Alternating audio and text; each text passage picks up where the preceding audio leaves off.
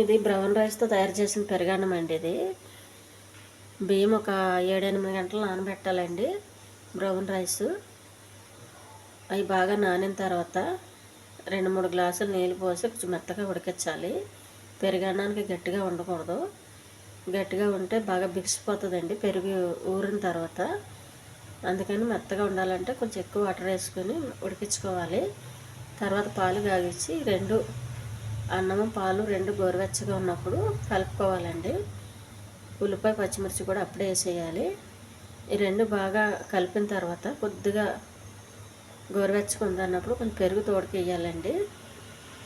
తోడుకేసిన తర్వాత కదపొద్దు, అసలు పక్కకు పెట్టేయాలి. మూత పెట్టి మనం ఉదయమే మూత తీయాలి. చూడండి ఎలా తోడుకొని ఉంటుంది. పెరుగన్నం చాలా బాగుంటుందండి బ్రౌన్ రైస్తో. ఇది హెల్త్కి చాలా మంచిది. వారంలో 2-3 సార్లు పెట్టుకు తింటే మంచిదండి. ఆ రోజు టిఫిన్ వదిలేసి ఇంట్లో వాళ్ళంతా ఈ పెరుగన్నం తింటే కుటుంబం చాలా ఆరోగ్యంగా ఉంటుందండి. హెల్త్కి చాలా మంచిది. ఈ ఛానల్ నచ్చితే సబ్స్క్రైబ్ చేయండి, షేర్ చేయండి, లైక్ చేయండి, కామెంట్ చేయండి. దీనికి మంచిగా కొంచెం కారం చట్నీ బాగుంటుందండి, అల్లం చట్నీ కానీ బాగా కొంచెం కారంగా ఉన్న ఆవకాయ చట్నీ కానీ చాలా టేస్ట్గా ఉంటుంది. ఇందులో పుల్లని చట్నీలు బాగోవండి. పెరుగు చాలా తొందరగా పులుపు అయిపోతుంది బ్రౌన్ రైస్. అందుకని ఈ పెరుగన్నం పులుపు, చట్నీ పులుపు అయితే అసలు తినబుద్ధి కాదు, టేస్ట్ తెలీదు. అందుకని ఖచ్చితంగా పచ్చిమిర్చి అయితే నంచుకోవాలండి, బాగుంటుంది. బాగా ఊరిన తర్వాత చిన్నపిల్లలకి పెట్టొద్దు, వాళ్ళ కారం తట్టుకోలేరు కాబట్టి ఉల్లిపాయ పెట్టండి. పెరుగులో ఊరిన ఉల్లిపాయ పెరుగన్నంతో పాటు ఉల్లిపాయ పెడితే మంచి టేస్ట్ వస్తుంది. పిల్లలు కూడా బాగానే తింటారు పెరుగన్నం బ్రౌన్ రైస్తో.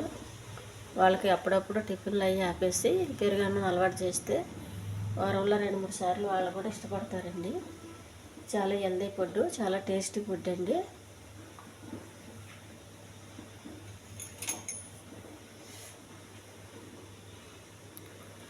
చూడండి ఎంత బాగా తోడుకుంటుంది. దీన్ని మనం కొంచెం వాటర్ కావాలంటే వేసుకుని కలుపుకోవచ్చు, లేదు అనుకుంటే అలాగే తినేయచ్చు.